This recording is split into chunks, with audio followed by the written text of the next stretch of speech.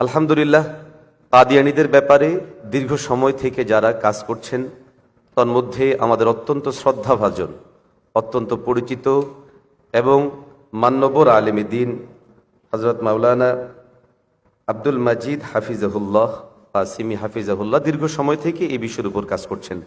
আমি শ্রদ্ধেয় আলোচককে অনুরোধ জানাবো কাদিয়ানীদের বিভ্রান্তি ও বিচ্যুতিগুলো তুলে ধরার পাশাপাশি আমাদের আকাবিরিন ওলামায়ে দেওবন্দ যুগে যুগে বিভিন্ন সময়ে কাদিয়ানীদের ব্যাপারে যে সমস্ত কার্যক্রমগুলো পরিচালনা করেছেন সেগুলো আমাদের সামনে তুলে ধরবেন।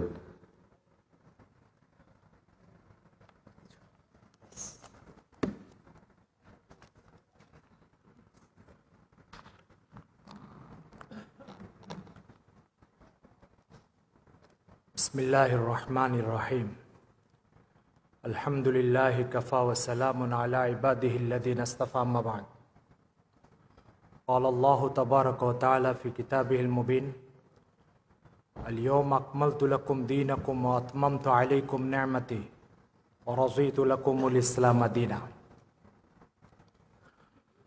আখরাজাল ইমামুল বুখারী ফি সাহিহি আন আবী হুরায়রা রাযিয়াল্লাহু তাআলা আনহু আন্নাহু ক্বালা قال النبي صلى الله عليه وسلم إنما مثلي ومثل الأنبياء كمثل رجل بنى بيتا فأحسنه وأجمله فيطوف الناس حوله فيتعجبون فيقولون هلا وزعت لبنة أنا تلك اللبنة أنا خاتم النبيين لا نبي بعدي أو كما قال عليه الصلاة والسلام।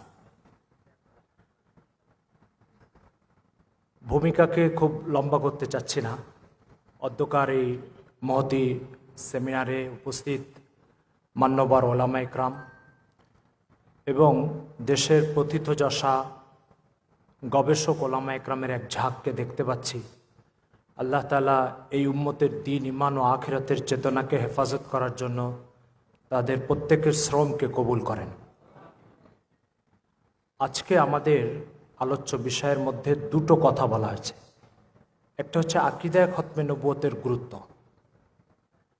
আরেকটা কথা বলা হয়েছে যে আকাবিরে ওলামায়ে দেওবন্দ তাদের কোরবানি এবং ত্যাগ এই আকীদার হেফাজতের জন্য কি পরিমাণ, কোন পর্যায়ে, ইতিহাসের পাতায় সেটা কিভাবে সংরক্ষিত আছে। মোহতারাম হাজিরিন, আকীদায়ে খতমে নবুয়ত ইসলামের অপরিহার্য বুনিয়াদী আকীদার অন্যতম। অর্থাৎ যে আকীদাগুলোর মধ্যে, যে আকীদাগুলোর দ্বারা ইসলামের ভিতরে এবং বাইরে এই বিষয়টা চিহ্নিত হয়, সেই কয়টা আকীদার ভিতরে অন্যতম হচ্ছে আকীদায়ে খতমে নবুয়ত। বিষয়টাকে যদি আরেকটু খুলে বলি তাহলে এইভাবে বলতে পারি যে ইসলামের ওই মৌলিক আকীদা যেগুলোর একটার অনুপস্থিতি সবগুলোর অনুপস্থিতিকে অপরিহার্য করে, সেই মৌলিক আকীদাগুলোর একটা হচ্ছে আকীদায়ে খতমে নবুয়ত। উদাহরণস্বরূপ, নামাজের ফরজ 13টা। এখন কোন একজন ব্যক্তি অজু ছাড়া নামাজ পড়ল, অজু ছাড়া নামাজ পড়ার পরে সালাম ফিরালো, নামাজের ফরজ দায়িত্ব থেকে সে নিশ্চয় অব্যাহতি পাবে না। কেন? তার কারণ হচ্ছে এক, অজুর না থাকা তার রুকুকে ফাসিদ করে দিয়েছে, সেজদাকে ফাসিদ করে দিয়েছে, কিয়ামকে ফাসিদ করে দিয়েছে, কেরাতকে ফাসিদ করে দিয়েছে। একটার অনুপস্থিতি বাকি 12টার অনুপস্থিতিকে অপরিহার্য করে তুলেছে। আকীদায়ে খতমে নবুয়ত হচ্ছে এমন একটি বুনিয়াদী আকীদা, যে আকীদাকে কেউ যদি অস্বীকার করে তাহলে তার তৌহিদ মূল্যহীন, তার রিসালাতের আকীদা মূল্যহীন, তার আখিরাতের বিশ্বাস মূল্যহীন। ইসলামের বাকি আকীদার কোনো একটি আকীদা গ্রহণযোগ্যতা পাবে না যদি আকীদায়ে খতমে নবুয়ত অস্বীকার করে। আমরা যদি প্র্যাকটিক্যাল একটা উদাহরণ দিয়ে বলতে চাই তাহলে এইভাবে বলতে পারি যে, মনে করেন একটি পুকুর 2 বিঘা জমির উপরে শক্ত করে পাড় বাঁধা, এক সাইডে 1 হাত পাড় খোলা, ওই চারদিকে পাড় বাঁধা সেই পাড় এই পুকুরের পানি এবং মাছের হেফাজতের জন্য তখনই ভূমিকা রাখবে যদি এই 1 হাত বন্ধ থাকে। কিন্তু এই 1 হাত যদি খোলা থাকে, পুরো পাড়টা ওই পুকুরের মাছ ও পানি হেফাজতের জন্য কোনো ভূমিকা পালন করবে না। আকীদায়ে খতমে নবুয়তটা হচ্ছে এমন একটা আকীদা যে বাকি সকল আকীদা গ্রহণযোগ্য হওয়ার জন্য এই আকীদার বিশ্বাস অপরিহার্য। এই আকীদা যদি কেউ বিশ্বাস না করে, এমনকি মোহাম্মদ সাল্লাল্লাহু আলাইহি ওয়াসাল্লামকে সে নবী বলে বিশ্বাস করে, মোহাম্মদ সাল্লাল্লাহু আলাইহি ওয়াসাল্লামকে সাইয়্যিদুল আম্বিয়া ওয়াল মুরসালিন বলে বিশ্বাস করে, মোহাম্মদ সাল্লাল্লাহু আলাইহি ওয়াসাল্লামকে বিশ্ব নবী বলেও বিশ্বাস করে, কিন্তু খাতামুন নবীন বলে বিশ্বাস করে না, তাহলে তার তৌহিদও মূল্যহীন, রিসালাতও মূল্যহীন, আখিরাতও মূল্যহীন। সে ইসলামের সীমানা থেকে বেরিয়ে যাবে। যেভাবে পুকুরের মাছ ও পানি এক হাত কাটা থাকলে পুরাটাই বেরিয়ে যাবে, বাকি পার্ট তাকে আটকে রাখতে পারবে না, তার ইসলামকেও বাকি আকীদাগুলো আটকে রাখতে পারবে না যদি আকীদায়ে খতমে নবুয়ত তার ভিতরে গণ্য না হয়। মোহতারাম হাজিরিন, এটা হচ্ছে আকীদায়ে খতমে নবুয়তের একটা সংক্ষিপ্ত গুরুত্বের কথা আমরা বললাম। দ্বিতীয় যে কথাটা সেটা হচ্ছে এই আকীদার একটা ফিলোসফি আছে। আকীদায়ে খতমে নবুয়তের একটা ফিলোসফি আছে। ফিলোসফিটা হচ্ছে, মনে করুন একজন ব্যক্তি 80 বছরের বৃদ্ধ, সে জীবনের যত সম্পদ অর্জন করেছে একটা ঘরের ভিতরে সেটাকে বন্দি রেখেছে।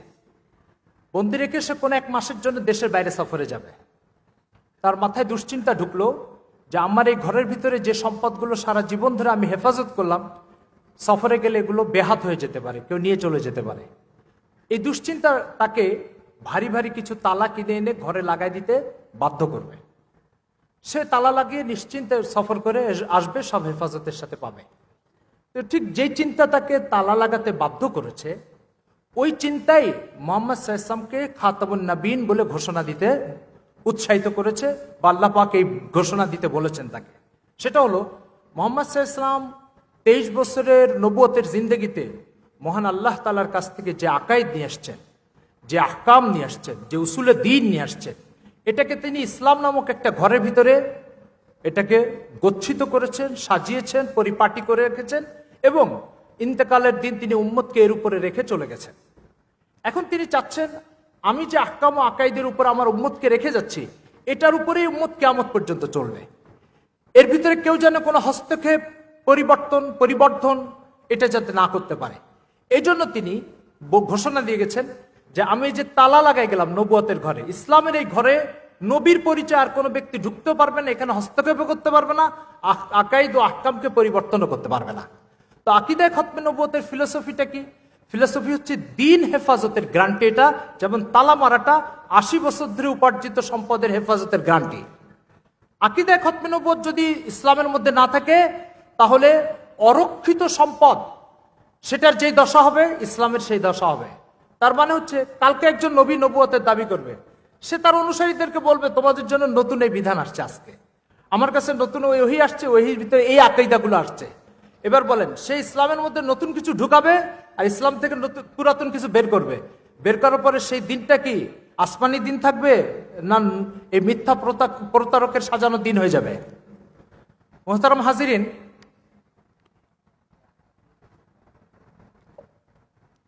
যে কথাটা বুঝার সেটা হলো আকীদায়ে খতমে নবুয়ত হচ্ছে ইসলামের হেফাজতের গ্যারান্টি। এই আকীদা যদি না থাকে তাহলে ইসলামের তৌহিদও ঝুঁকিতে পড়বে, আখিরাতের যে আকীদাও ঝুঁকিতে পড়বে, ইসলামের প্রত্যেকটা আকীদা ও আহকাম ঝুঁকিতে পড়বে। এই ঘরের যদি তালাটা খোলা যায় তাহলে এই ঘরের কয়টা সম্পদ ঝুঁকিতে পড়বে? কয়টা সম্পদের হেফাজত এবং নিরাপত্তা ঝুঁকিতে পড়বে বলেন? প্রত্যেকটা সম্পদের নিরাপত্তা ঝুঁকিতে পড়বে। আকীদায়ে খতমে নবুয়ত যদি ইসলামের সাথে অপরিহার্যভাবে যুক্ত না থাকে, তাহলে নবী আসার ধারাবাহিকতা চালু থাকার সম্ভাবনা আছে। আর সেই সম্ভাবনা থাকার কারণে মুহাম্মদ সাল্লাল্লাহু আলাইহি ওয়াসাল্লাম তার উম্মতকে যে আহকাম ও আকীদার উপরে রেখে দুনিয়ার থেকে চলে গেছেন, প্রত্যেকটা আকীদা ও আহকাম ঝুঁকিতে পড়বে। এই জন্য ইসলামের অন্য অনেক বিষয়ে আপোষ করার নজির বা ঘটনা আছে। আকীদায়ে খতমে নবুয়তের সাথে আপোষ করা বা এর অস্বীকারীদের সাথে সমঝোতায় যাওয়ার কোনো নজির নাই, কোনো দৃষ্টান্ত নাই। তো আকীদায়ে খতমে নবুয়ত এটা তৌহিদ ঠিক রাখার জন্য এটাকে গুরুত্ব দিতে হবে, রিসালাত ঠিক রাখার জন্য, কোরআনকে কোরআন অবস্থায় ঠিক রাখার জন্য এই আকীদাকে গুরুত্ব দিতে হবে। মুহতারাম হাজিরিন, এই জন্য আপনারা দেখতে পাবেন ইসলামের 1400 বছর ধরে এই আকীদার ব্যাপারে যেই পরিমাণ, এই আকীদার হেফাজতের ব্যাপারে, তাহাফুজের ব্যাপারে যেই পরিমাণ শ্রম, মেধা, ঘাম আর রক্ত ঝরানো হয়েছে, ইসলামের অন্য কিছু নিয়ে এত কিছু ঝরানো হয়েছে এর দৃষ্টান্ত কম। একটা দুটো উদাহরণ বলি। হযরত আবু বকর সিদ্দিক রাদিয়াল্লাহু তাআলা আনহু যখন খলিফা হলেন, তো ইসলামী দুনিয়া বড় বড় 4টা সমস্যার সম্মুখীন হলো। কিছু লোক মুরতাদ হয়ে যাচ্ছে, কিছু লোক যাকাতকে অস্বীকার করছে, কিছু লোক কিছু ফিতনা যেগুলোকে, যে শক্তিগুলোকে আল্লাহ রাসূল দমন করে দুনিয়ার থেকে বিদায় নিয়েছেন, সেগুলো যখন শুনলো যে মুহাম্মদ সাল্লাল্লাহু আলাইহি ওয়াসাল্লাম চলে গেছেন দুনিয়ার থেকে, ওরা মাথা চাড়া দিয়ে উঠছে। আর কিছু লোক নবুয়তের দাবিদার জন্ম নিল। আবু বকর রাদিয়াল্লাহু তাআলা খলিফা হওয়ার পরে নীতি নির্ধারণী সাহাবা ইকরাম যারা, তাদেরকে নিয়ে পরামর্শতে বসলেন। বসে তিনি পরামর্শ করলেন, মুনকিরিনে যাকাতের বিরুদ্ধে কি লড়াই করা ঠিক হবে? সাহাবাদের মধ্যে দুটো দল হয়েছে। একদল বলছে লড়াই করো এখনই, আরেক দল বলছে না, একটু বিলম্ব হওয়া উচিত। মুরতাদদের বিরুদ্ধে লড়াই হবে, সাহাবা ইকরামের মধ্যে ইখতিলাফ দেখা দিয়েছে। কেউ বলছে এখনই লড়াই হওয়া উচিত, এটাতে মতভেদ হয়নি, এটা এখন হবে না পরে হবে, এটা নিয়ে মতভেদ দেখা দিয়েছে। তারপরে যে সমস্ত শক্তি মাথা চাড়া দিয়ে উঠতেছে তাদের বিরুদ্ধে লড়াই হবে কিনা, এটা নিয়েও মতভেদ দেখা দিছে। কিন্তু যখনই সাহাবা ইকরামের মজলিসে এই বিষয়টা নিয়ে আলোচনা আসছে, মুসাইলামাতুল কাজ্জাবের ব্যাপারে কি সিদ্ধান্ত, টোটাল কোন ধরনের কোন ইখতিলাফ ছাড়া সমস্ত সাহাবী একমত হয়েছে এই কথার উপরে, মুসাইলামাকে এখনই দমন করা হবে, 1 মিনিটও তাকে কোনো সুযোগ দেওয়া হবে না। মোহতারাম হাজিরিন, এই ঘটনা, এই পরামর্শের ঘটনাটা তারিখে তাবারির ভিতরে মুহাম্মদ ইবনে জারির তাবারি উল্লেখ করেছেন। সেখানে তিনি এই কথা উল্লেখ করেছেন, আবু বকর রাদিয়াল্লাহু তাআলা আনহু, আবু বকর রাদিয়াল্লাহু তাআলা আনহুর কাছে এই সংবাদ পৌঁছে যে মুসাইলামা তার মুয়াজ্জিনকে আদেশ করেছে যে আজানের ভিতরে এই শব্দ বলতে, আশহাদু আন্না মুহাম্মাদার রাসূলুল্লাহ। আবু বকর রাদিয়াল্লাহু তাআলার কানে এই কথা আসার পরেও তিনি থামেন নাই, তিনি মুসাইলামাকে দমন করার জন্য সৈন্য প্রেরণ করেছেন। প্রশ্ন হচ্ছে কেন? সে তো মুহাম্মদ সাল্লাল্লাহু আলাইহি ওয়াসাল্লামের রিসালাতকে ইকরার করত, এবং সে সেই ইকরারের একটা চিঠিও মুহাম্মদ সাল্লাল্লাহু আলাইহি ওয়াসাল্লামের কাছে জীবদ্দশায় পাঠিয়েছে মুসাইলামা। তারপরেও কেন আবু বকর রাদিয়াল্লাহু তাআলা সৈন্য প্রেরণ থেকে পিছু হটলেন না?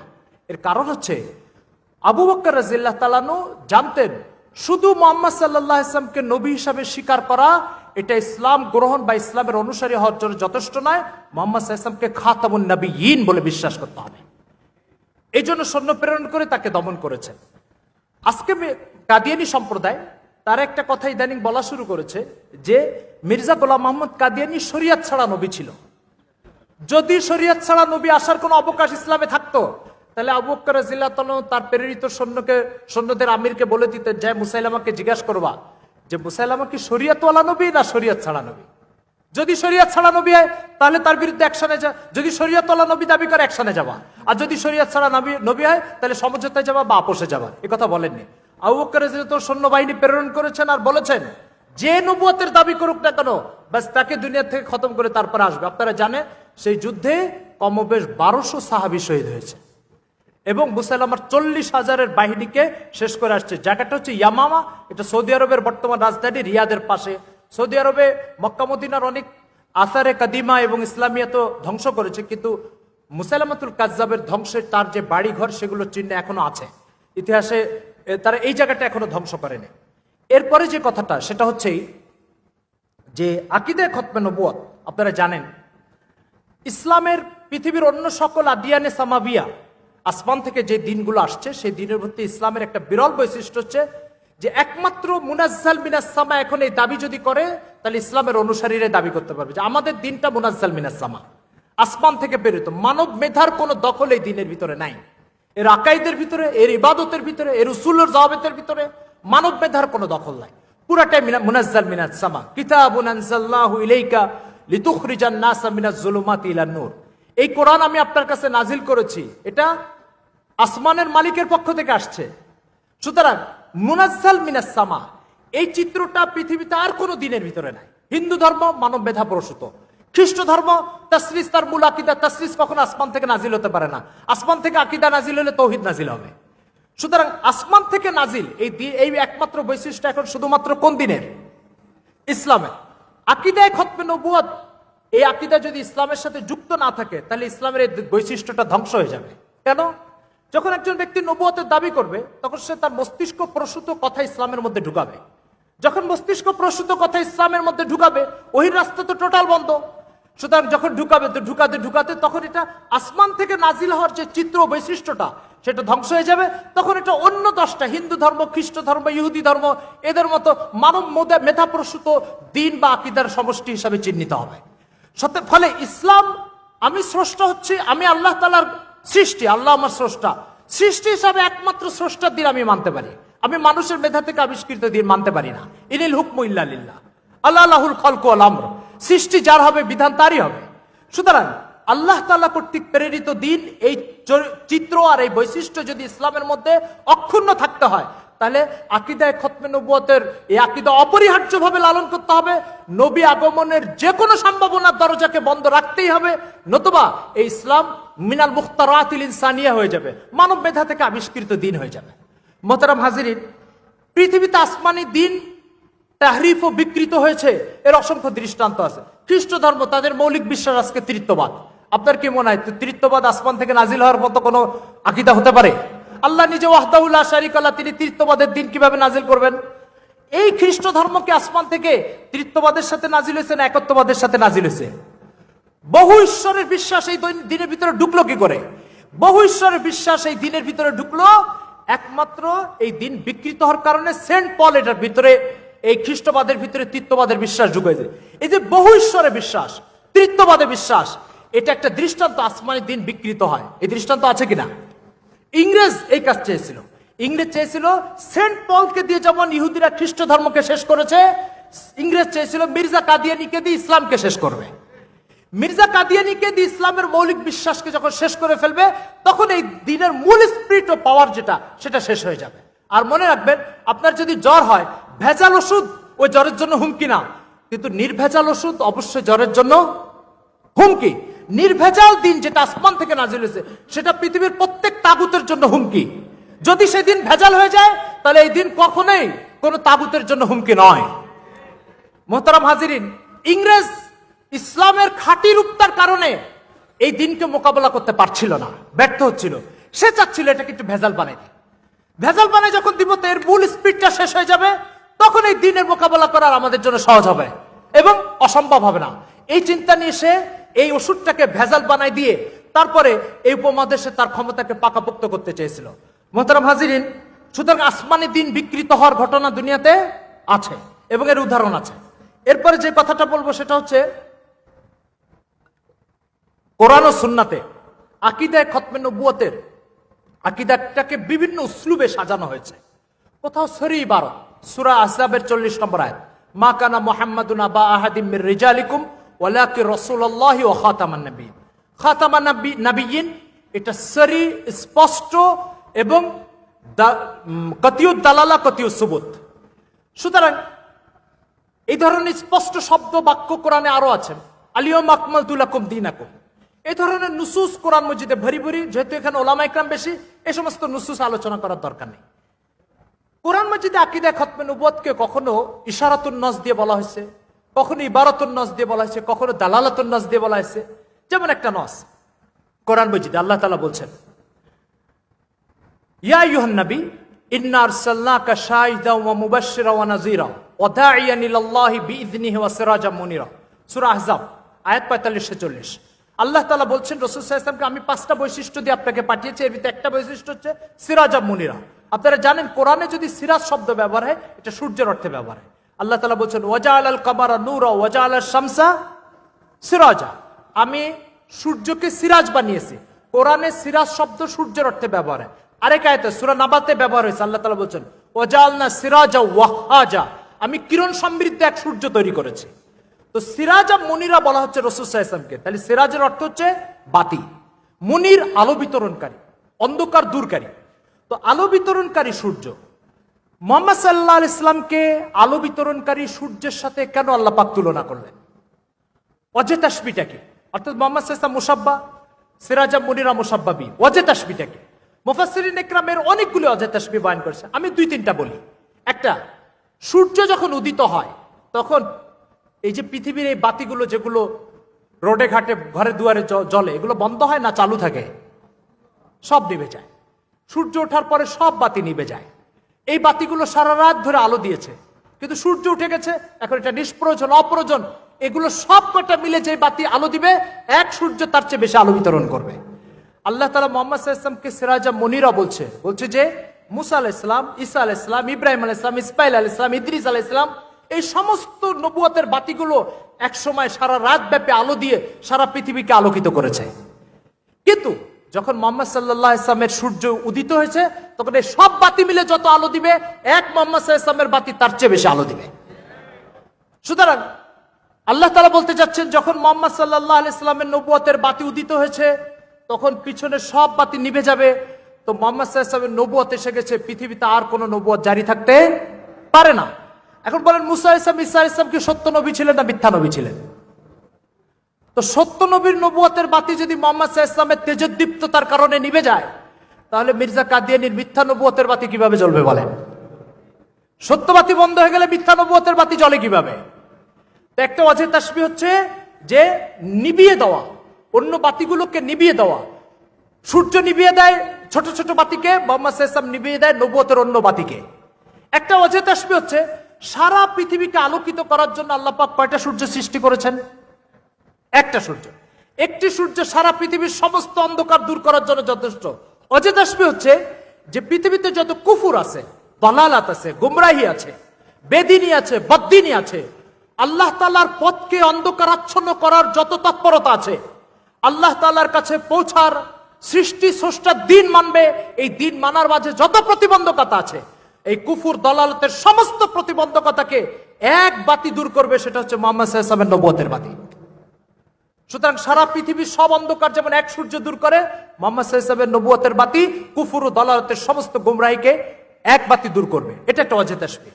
সুতরাং সিরাজাম মুনিরা, এই আয়াতের ভিতরে আল্লাহ পাক তাসবিহের মাধ্যমে, ইশারাতুন নাসের মাধ্যমে আল্লাহ তাআলা খতমে নবুয়তের আকীদাকে পেশ করেছেন।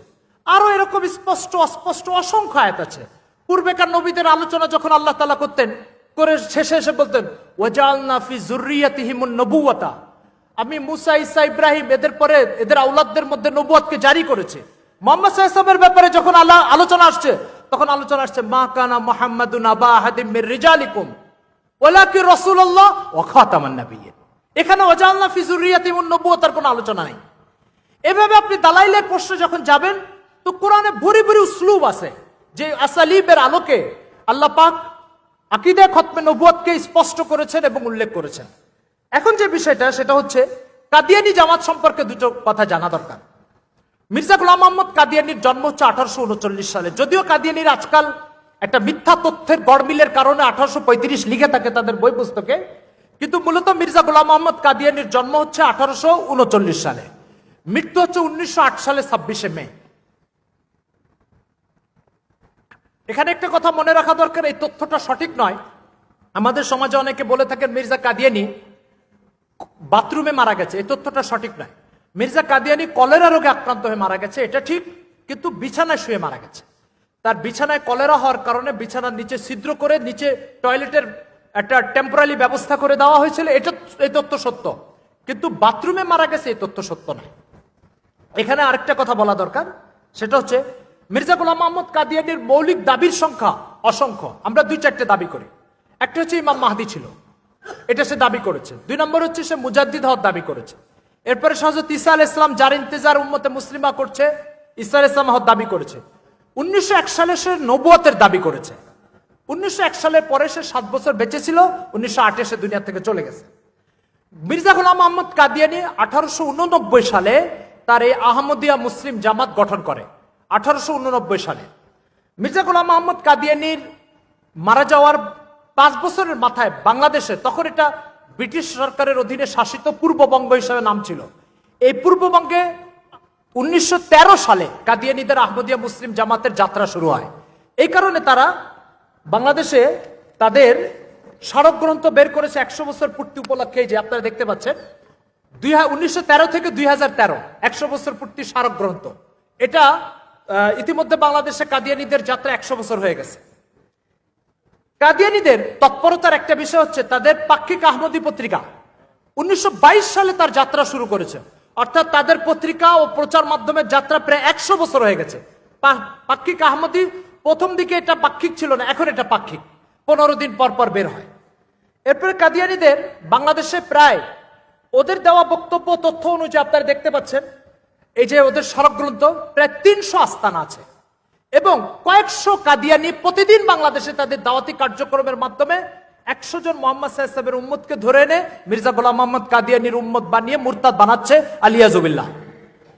এরপরে যে তথ্যটা জানা দরকার, সেটা হচ্ছে বাংলাদেশে কাদিয়ানীদের 7 বছর কর্তৃক 7 বছর সিলেবাসের একটা কোর্স আছে, যেটা ওরা আলেম হওয়ার কোর্স বানিয়েছে। পঞ্চগড়ে জামিয়া আহমদিয়া ওদের প্রতিষ্ঠান আছে, সেখান থেকে এই কোর্স ওরা সম্পন্ন করছে, এবং 7 বছর এই কোর্স সমাপ্ত করে ওরা দায়ী তৈরি করে। এরা অনেকে তাদের জীবন উৎসর্গ করার অঙ্গীকার করে এই প্রতিষ্ঠানে ভর্তি হয়। এরাই পরবর্তীতে বিভিন্ন গ্রামগঞ্জে ছড়িয়ে মুসলমানকে মুরতাদ বানানোর চেষ্টা করে।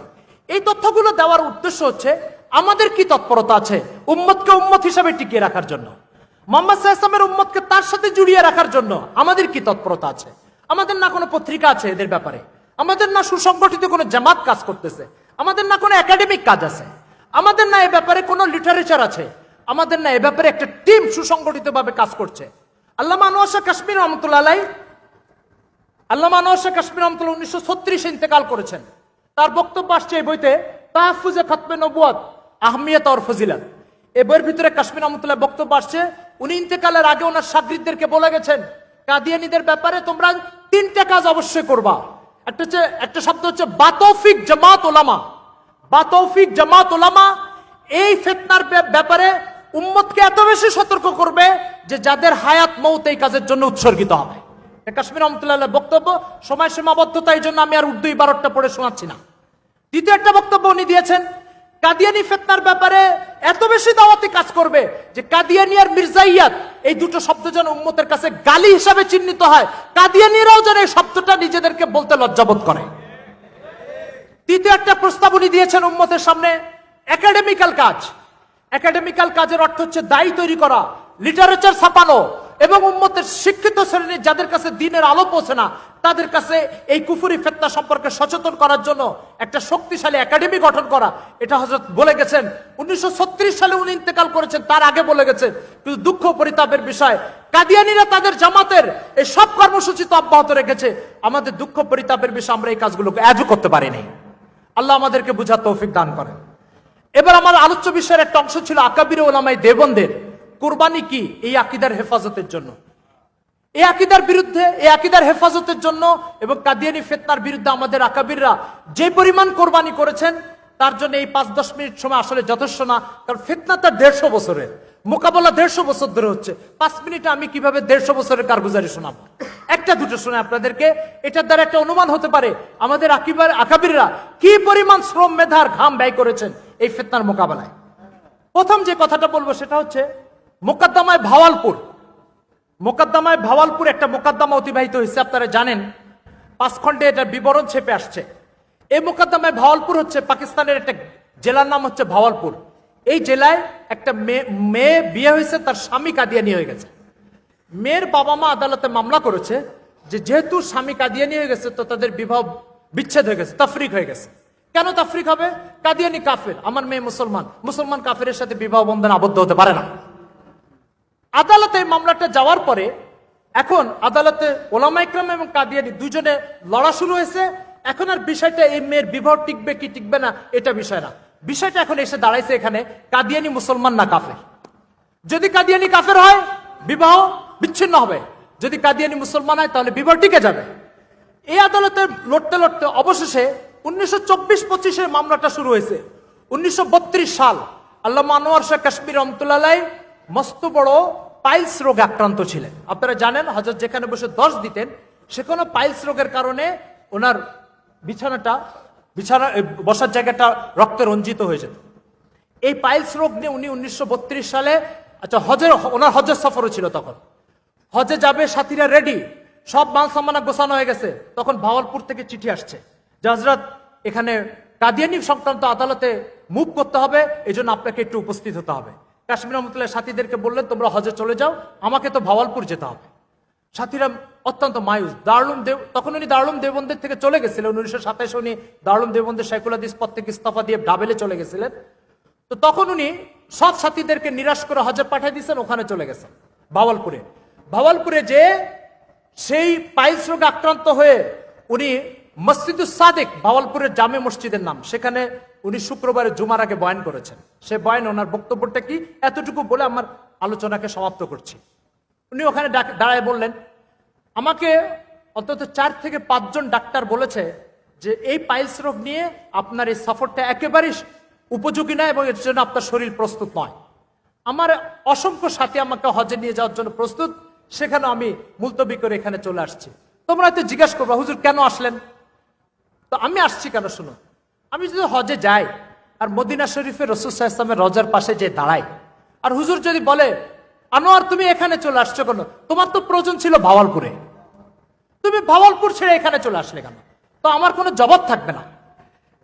হুজুর আমাকে যদি জিজ্ঞাসা করেন আমার খতমে নবুয়তের ইজ্জত নিয়ে টানাটানি হচ্ছে, তুমি সেই ইজ্জত না রক্ষা না করে তুমি আমার মাকবারার কাছে কেন আসলে? এই প্রশ্নের কোনো জবাব নেই, এই জন্য আমি এখানে এসেছি।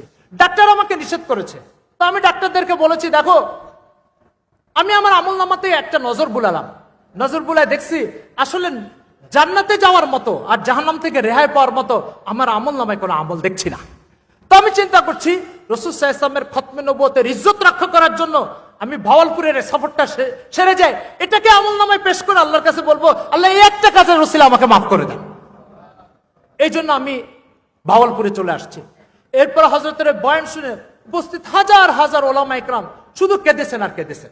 এরপর হযরত বলছেন যে একজন জিজ্ঞাসা করলো, হযরত আপনি তো সারা জীবন হাদিসে নববীর খেদমত করে এসেছেন, তো এটাতেও কি আপনার আমল নামায় কিছু দেখছেন না? তো হযরত বললো দেখো হাদিসে নববী আকওয়ালুর রাসূল আর আফআলুর রাসূল, আর খতমে নবুয়তের বিষয়টা জাতুর রাসূল।